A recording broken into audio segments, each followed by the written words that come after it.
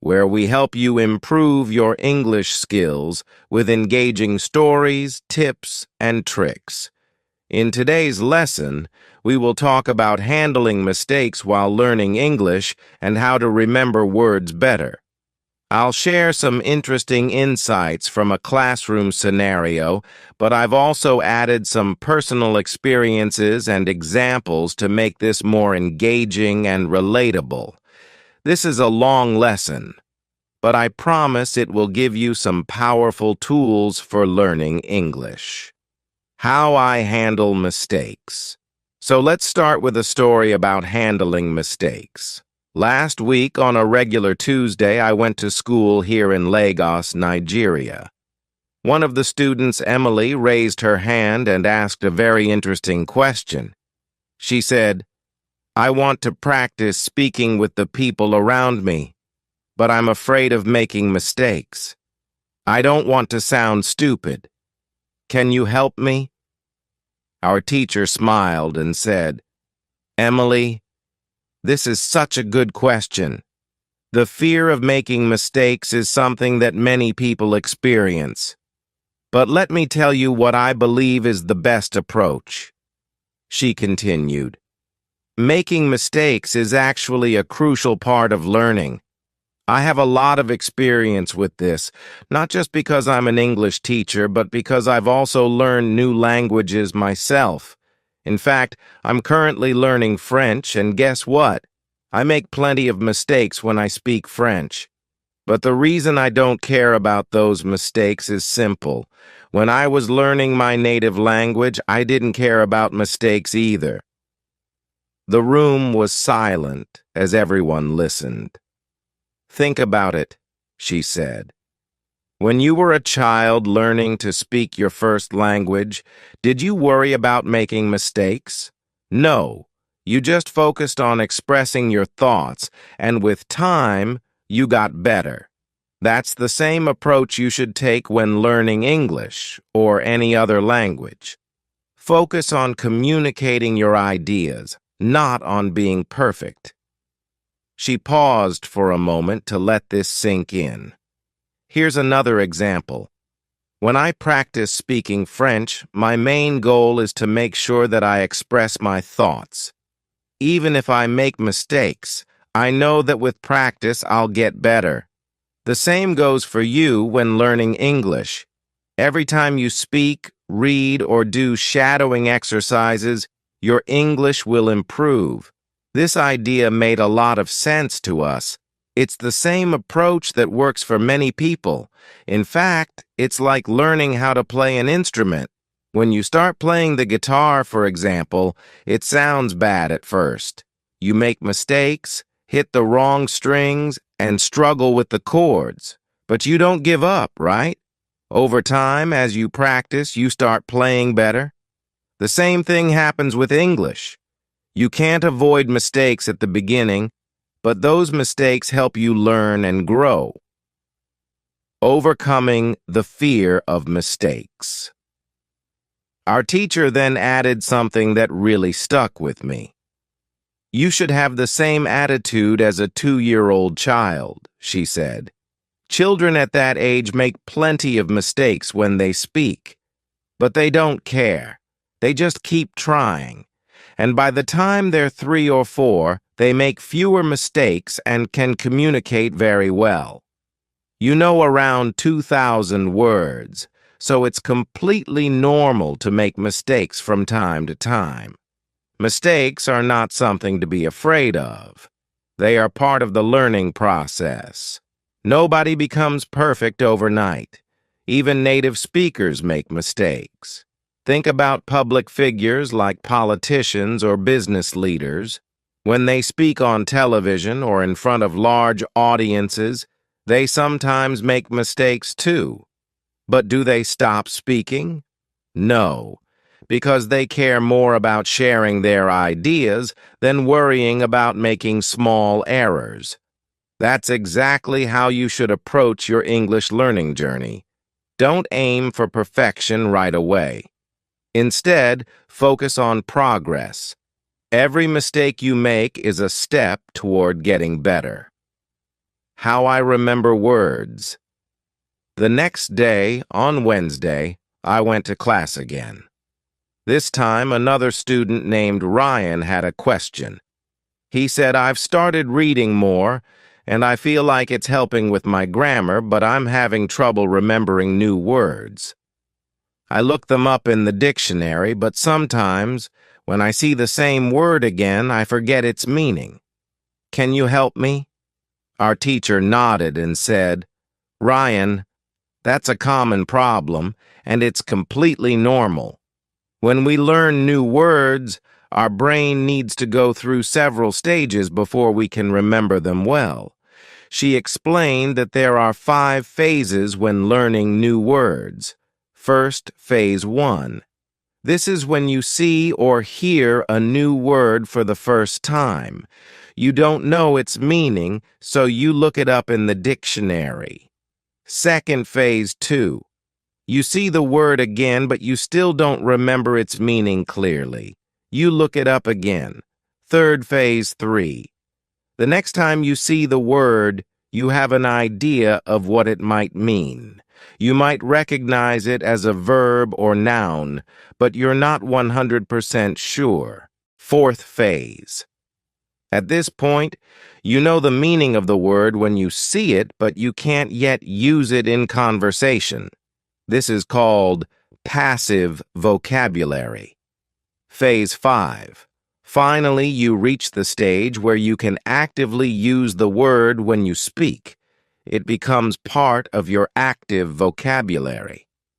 Ryan seemed relieved to hear this.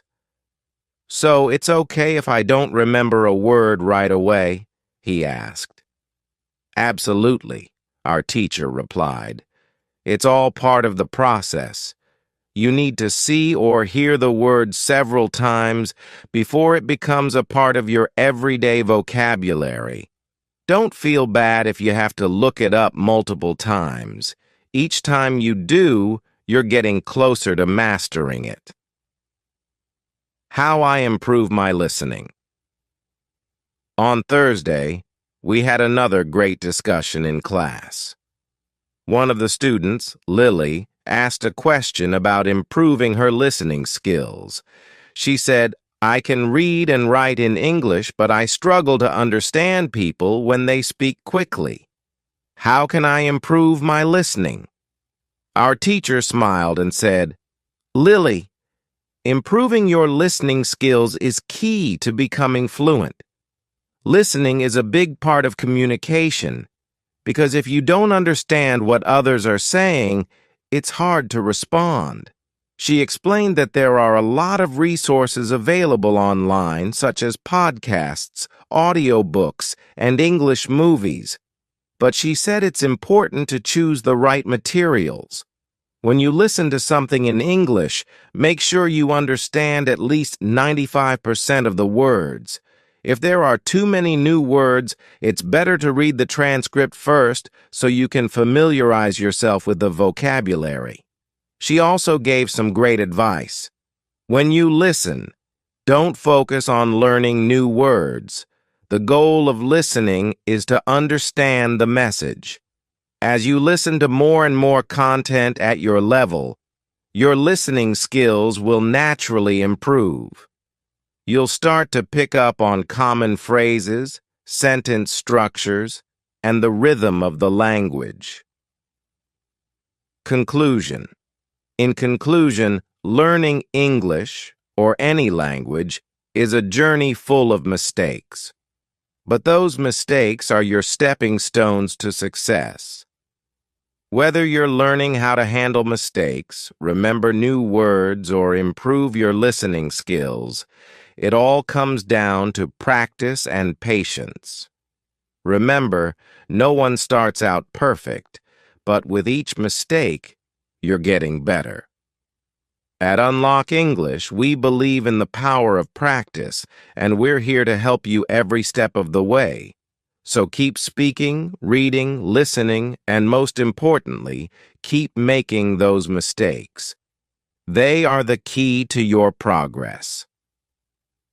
How to improve your English listening skills with books, films, and motivation. Let me tell you about a few great ways to improve your English listening skills. These are methods I have personally tried, and they worked really well for me, so I highly recommend them to you. The first thing I suggest is reading books. Books are a fantastic way to start, especially if you're a beginner or even at an intermediate level. What's great is that you can choose books that match your current level of English. Step 1. Choose the right book for your level. Finding a book at your level is very important. For example, if you're just starting to learn English, you don't want to pick a book that's too difficult. It might frustrate you. But if you choose a book that you can mostly understand, you will enjoy it and learn new words along the way. Here's what you should do. First, read the book. Then listen to the audio recording of that book. Listening to the recording while reading will help you improve both your reading and listening skills. You can do this at home when you're relaxed or even while traveling, like when you're on the bus or train. There are some websites that provide great English books for this purpose. You can visit sites like greatenglishbooks.co.uk or learntoadbooks.com for access to interesting stories that also have recordings. These sites provide books in 3 different levels: beginner, intermediate, and advanced. This way, no matter your skill level, you can find something suitable. Step 2. Listen to the news in English. Another thing you can try is listening to the news in English. This can be really helpful because news stories often use everyday language, and you can hear how people really speak. There's a website called newsforeveryone.com that provides news stories in simple English. Just like the books, they offer news at different levels of English. Whether you're just starting out or already know 2,000 words in English, you can find something that suits you. Listening to the news regularly will help you get used to the language and improve your comprehension over time. Step 3. Watch films and videos. Apart from books and the news, films and videos are excellent resources for improving your listening skills. When you have learned around 2,000 words in English, you can start watching English films. Watching films is fun, and it's a great way to learn how people actually speak in real life. Here's what you should do. The first time you watch a film, turn on the subtitles. This way, you'll understand the story and learn some new words. After watching it with subtitles, try watching the same film again without them. Each time you watch the film, you will understand a little bit more. If you really enjoy the film, you can watch it multiple times. This repetition will help you get more familiar with English expressions and improve your listening. For example, if you're interested in nature, you can watch documentaries about animals or the environment. There are plenty of nature films available online. You can also find great reality shows, which are often easier to understand than regular films because they tend to follow a simple structure. Watching something that interests you will make learning English much more enjoyable.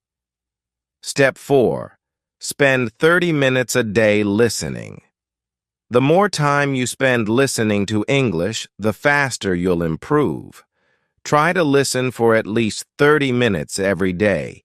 You can listen to anything: books, news, films, or even music. At first, it might feel difficult because you might not understand everything, but don't worry. Focus on what you do understand. even if it's just a few words or sentences. Over time, your understanding will improve. In the beginning, it's easy to feel frustrated because you might not understand most of what you hear, but try not to focus on what you don't know. Instead, be happy with the new words and sentences that you do understand. Every new word you learn is progress. Remember, listening is one of the easiest ways to learn because all you have to do is sit back and listen. You don't need to do anything else. A personal story: how I improved my listening skills. Let me share a story with you about how I improved my English listening skills. This might inspire you. In one of my English classes, my teacher asked us to talk about the first time we became interested in learning English. Do you remember the moment you first started learning English? For me, I started learning English when I was in high school. At first, I didn't like it at all. It was really hard, and I found the grammar confusing. The structure of the sentences didn't make sense to me, and I struggled to memorize vocabulary. When I finished high school, I was still only a beginner. I couldn't speak English, and I thought I would never be able to learn it properly. I believed that English just wasn't for me. But something changed when I turned 20. I've always loved music, and around that time I started listening to a band called the Blue Roses. I really wanted to understand the lyrics of their songs, so I began translating their songs word by word. Slowly, I started to understand more and more of the lyrics. One day, I met two travelers from Australia on a train. We had a very simple conversation in English, but that small talk made a big difference for me. I started to believe that maybe, just maybe, I could actually learn English. From that moment on, I worked on my English almost every day. I listened to English songs, watched films, and read books. Eventually, I became much better at understanding and speaking English. I even decided to travel to Sydney, Australia, to improve my English further by immersing myself in the language. The importance of motivation. My teacher told me something very important during that class. Motivation is key to learning English. Without motivation, it's hard to stay focused. But when you have a strong reason to learn, like wanting to understand music, films, or having conversations with people from other countries, you will find it much easier to make progress. Everyone in my class had a different reason for learning English. For example, one of my classmates, Emily, wanted to read classic literature in its original English. Another student, John, dreamed of becoming a tennis coach in New Zealand and knew he needed to speak English well to achieve his goal. Sarah, another classmate, wanted to work for a big international company in Dubai and needed English for her job. We all had different reasons, but we all had one thing in common. We needed English to achieve our goals. At the end of the lesson, our teacher asked if we liked learning English. I told her that when I was in high school, I didn't like it at all. But now, I really enjoy it. I can see how useful it is to speak English in so many different situations. My teacher said that liking English makes it easier to learn. If you enjoy English music, films, or culture, it becomes easier to spend time learning the language. One day in class, a student asked our teacher how to learn 3,000 important English words. Our teacher explained that while you can find lists of the most common 3,000 words on the internet, learning words from a list isn't very helpful. Learning words in isolation doesn't help you understand how to use them in real conversations. A better way to learn new words is by reading or listening to full sentences. This way, you learn the words in context and you'll remember them more easily.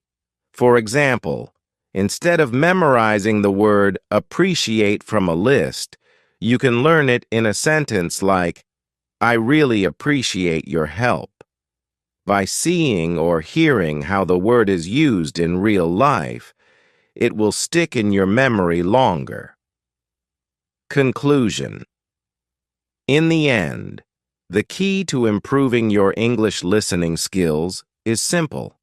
Practice regularly, stay motivated, and enjoy the process.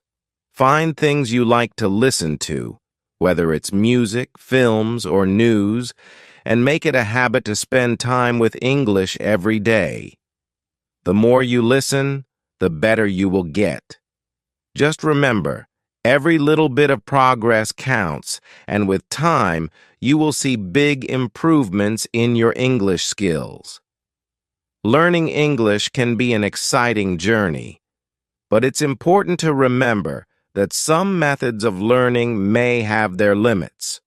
For instance, when you rely only on memorizing individual words from lists or using a translation method, you might find yourself stuck after learning about 1,000 words.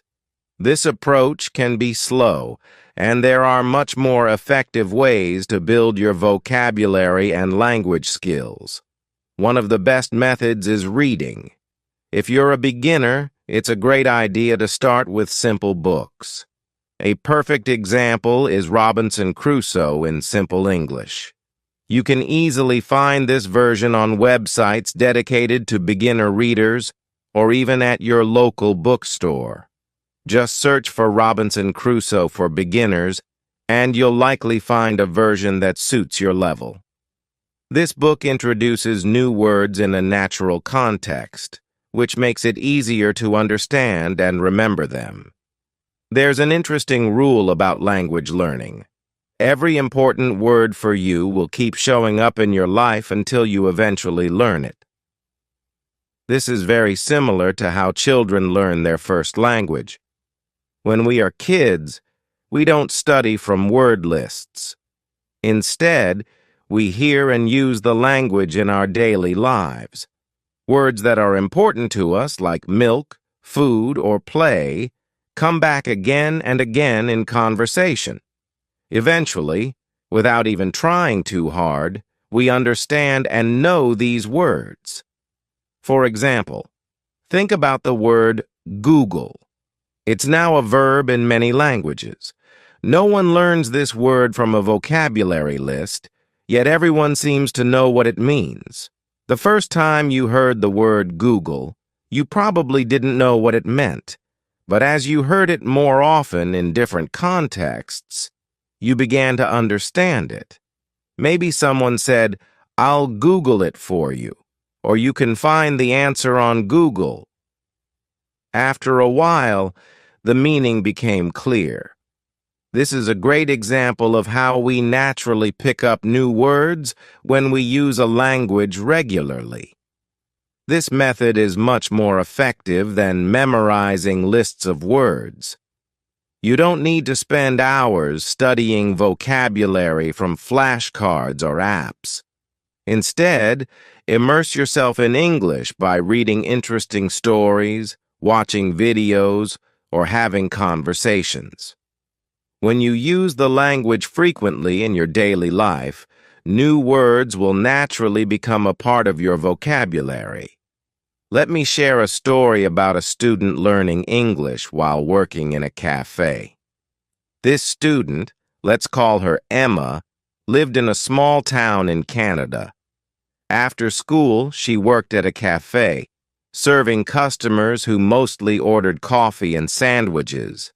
At first, she found the job easy because the customers always used the same words: coffee, sandwich, thank you. These were words Emma heard every day, and she quickly became confident in her ability to communicate. As Emma's confidence grew, she started to have longer conversations with the regular customers. She felt proud that she could understand them, and they often complimented her on her English. Everything was going well until one day, something unexpected happened. One Tuesday afternoon, two new customers came into the cafe. They were a married couple from Australia, visiting Canada on vacation. The man spoke to Emma, but she couldn't understand him at all, even though she knew he was speaking English. His accent was completely unfamiliar to her. Emma thought maybe he was asking for something the cafe didn't have, so she called her boss over to help. Her boss quickly understood the man's order and sold them 2 coffees and sandwiches. After the couple left, Emma felt embarrassed. She apologized to her boss for not understanding the man. Her boss reassured her, saying it was perfectly fine and that this kind of thing happens all the time. The couple was from Australia, her boss explained. Their accent is different from what you're used to hearing here. Still, Emma felt frustrated. The next day, she told her English teacher what had happened. "I felt really silly," she said. "I've been working at this cafe for months, and I thought my English was good enough for the job.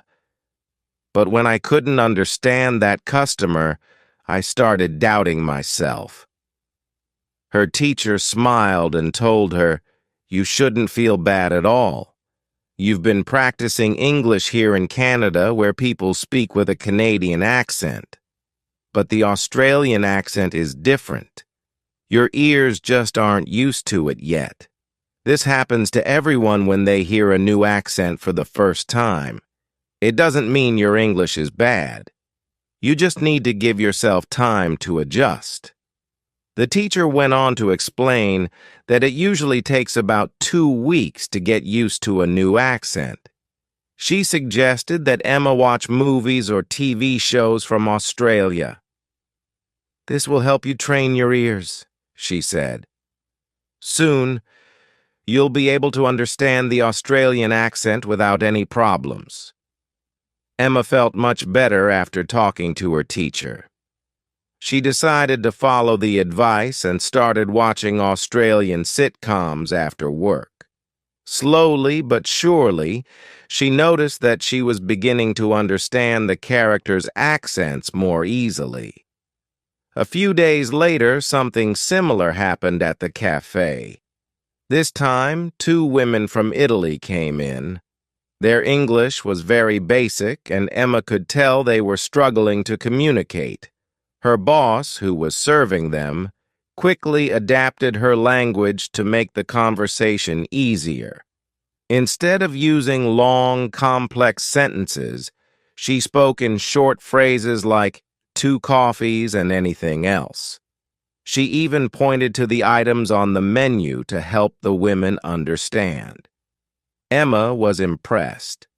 After the customers left, she told her boss, "It was amazing how you changed your English so they could understand you." Her boss smiled and said, "It's important to make everyone feel comfortable no matter how well they speak English. If they feel like they can communicate here, they'll keep coming back."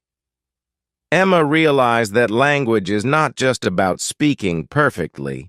It's about communication, making sure that both sides understand each other, no matter the level of fluency. She admired how her boss had adapted to the situation, and she decided to do the same in the future.